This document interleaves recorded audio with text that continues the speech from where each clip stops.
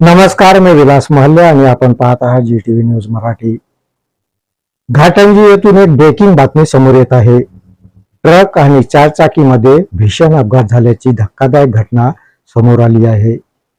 पांढरकवडा घाटंजी रस्त्यावर साकरा गावालगत हा भीषण अपघात झाला। या अपघातात दोघांचा हा घटनास्थळावरच मृत्यू झाला असून एक जण गंभीर जखमी आहे। गंभीर जखमी महिलेला उपचारार्थ यवतमाळला हलविण्यात आला आहे। आज रात्रीच्या सुमारास हा अपघात झाला।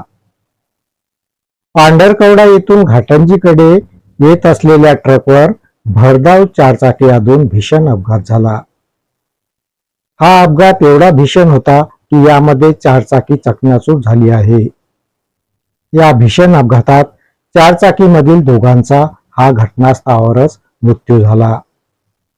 मृतकामध्ये एका 6 महिन्याच्या चिमुकलीचा समावेश आहे। साई किरण गुडगुल्ला आणि हंसिका साई किरण असं मृतकांची नावे आहेत। तर या अपघातात एक महिला ही गंभीर जखमी झाली आहे। अनुष्का साई किरण असं गंभीर महिलेचं नाव आहे। या महिलेला उपचारार्थ यवतमाळला हलविण्यात आला आहे। अपघातग्रस्त चारचाकी ही साकरा येथून पांढरकवडा मार्गे आदिलाबाद कडे जात असताना ही भीषण घटना घडली।